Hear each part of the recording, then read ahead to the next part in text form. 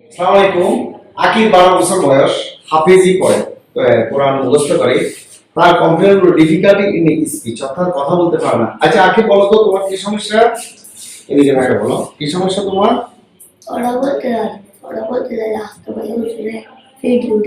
হ্যাঁ, আমরা গলা দেখলাম, হা করে হা, জিহ্বা বের করো।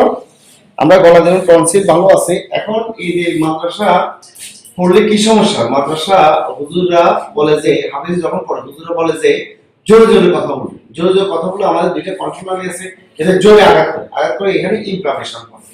ইমপ্লামেশন অনেক সময় কন্ট্রোলারি চেঞ্জ হয়ে যায় এবং এখানে অনেক সমস্যা হতে পারে। এই জন্য আমি মাদ্রাসা হুজুরদের আহ্বান করব, যারা হাফেজি পড়ে এবং যারা শিক্ষক, হাফেজি শিক্ষক, আহ্বান করব, এটা হলো আস্তে কথা বলবে, নরম স্বরে কথা বলবে, চিৎকার চেঁচামেচি করবে না। জোরে জোরে কথা বললে একসময় কণ্ঠস্বর পরিবর্তন হবে এবং কণ্ঠনালীতে তার স্বরযন্ত্রে অর্থাৎ লেরিংসে অনেক সমস্যা হতে পারে।